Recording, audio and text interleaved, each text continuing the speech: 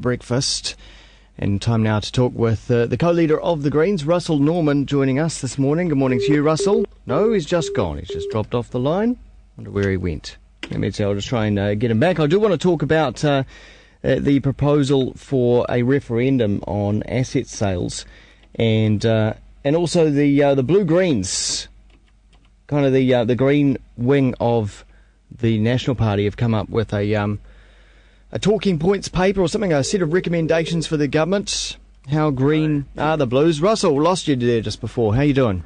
Hey, I'm good, Wammo. How are you? Very good, very good. First of all, I want to talk about the proposal for a referendum on asset sales. How likely is that to get over the line? I'm pretty confident we'll get it over the line. There's widespread opposition to the asset sales. Probably 2/3 currently of New Zealanders oppose the partial privatisation of our energy companies. And we've got, a lot of dedicated people who are going to go out there and get signatures. But it's a huge effort, so if you want to help, join in. But as the Prime Minister said yesterday, well, the ultimate referendum was only just a few months ago, and people voted for the National Party. They made the uncomfortable bed, now they have to lie in it. Well, when people vote, they vote on a multitude of issues. A lot of people just voted because they like that nice John Key. And that doesn't mean they like asset sales. So this is a way to actually get a mandate if John Key wants one. The mandate, but surely the mandate is being elected as the government. Well, he's elected as the government, and that's his right. They've got a majority in the House of one on this issue. But that doesn't give them a mandate on asset sales, which everyone opposed. Well, not everyone, the vast majority opposed. They campaigned heavily on it. Maybe so, but New Zealanders don't want it, and it's supposed to be a democracy. But if people don't want it, surely they should be allowed to stop it. New Zealanders voted for something they didn't want. They voted for that nice Mr. Key. They quite liked the nice Mr. Key. That's a democracy. They don't want to sell the assets. But that's a democracy. I guess the point that I'm about to get at is that if you set a precedent. If you have to have a referendum for everything the government wants to do, then let's just say next time you're in power, Russell, it makes your ability to govern that much more difficult, because every time you want to slap a tax on water or sort out major issues with the environment, the opposition comes along and goes, no, we want a referendum on that. I don't really think that selling assets that have been in government ownership for, 50, 80, 100 years or whatever, is really like asking for a referendum on every decision the government makes. There are very few decisions of this order whereby you sell something that generations of people have built up in a one-off direction. We're never going to get them back, probably. I think that's a radically different kind of decision to other everyday decisions that are easily reversible and have a short-term framework. Look, all the respected economists are coming out and saying asset sales are a bad idea. They actually don't make any economic sense. Even Bill English the other day basically said that himself. So why not spend the time arguing on those points, on actual real, economic points, and the fact that it doesn't make sense, and build up opposition that way? I think it's probably. I think you can do both, and we are doing both. We've been making the case very clearly around the economics of it. It doesn't make any fiscal sense. These assets earn a lot more than the cost of borrowing, so it actually makes a hell of a lot of sense to retain the assets, because they mean you can service the debt we have. So we've been making those arguments over and over, but there also needs to be a way to express public opposition. But John knows that, though. He knows that the public are against asset sales by and large. So why would a referendum change his mind on it? It's part of a campaign. I think you've got to look at it in context. We're trying to stop this privatisation going ahead. The citizen-initiated referendum is one part of that. Mounting the arguments to demonstrate what a load of bullshit it is the other part of it. But you've got to do both.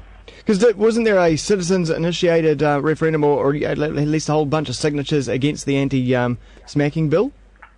There was a CIR about whether, let me remember the exact words, it was all very confused, yes. Whether something about I don't remember the words now, but it wasn't specifically about the Sue Bradford bill, but it was in the area of it, about whether something about a light smack or something was part of good parental control or something or other. And nothing came of it anyway.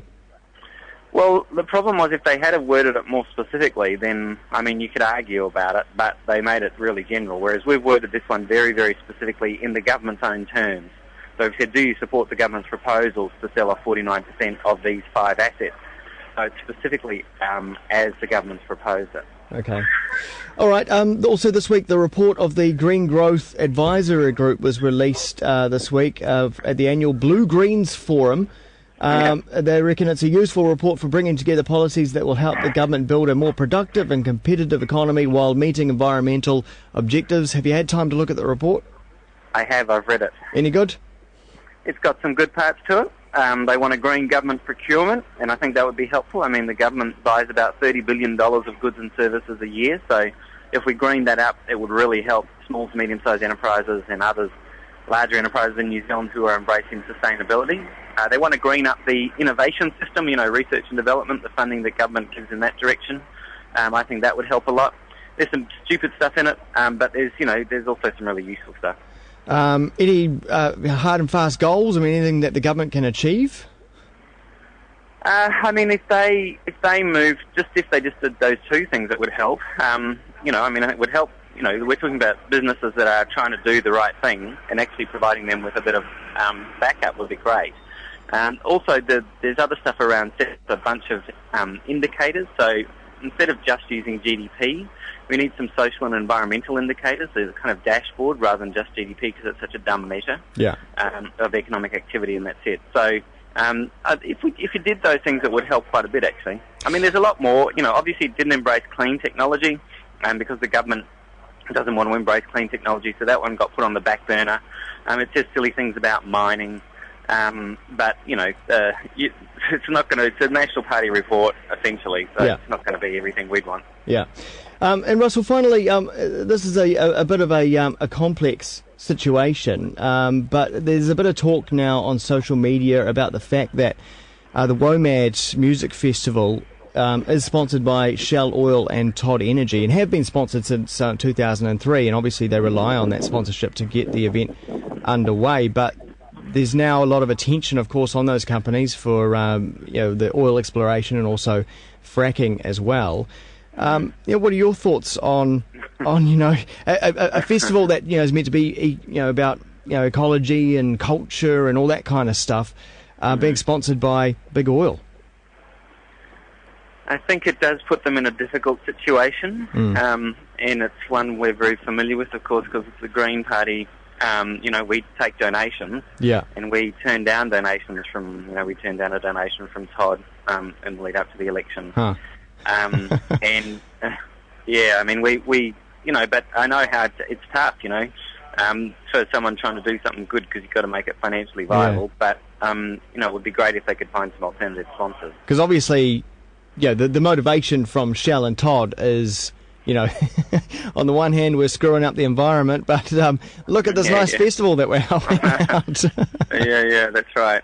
And I mean, and that's why it would be great to have some different sponsors. But I know how tough it is to get the money together.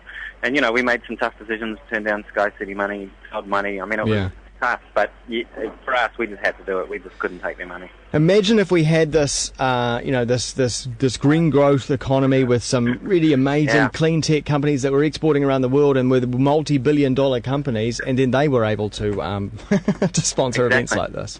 Mighty River Power are just about to put their new geothermal plant in California, about to connect it to the grid. I mean, these companies that the government's about to flick off are just on the verge of embracing the global clean tech revolution, and they're going to make a killing out of it. And just at that moment, the government's planning to flick them off. It really is a terrible thing to do. All right, Russell, hey, thanks for your time this morning.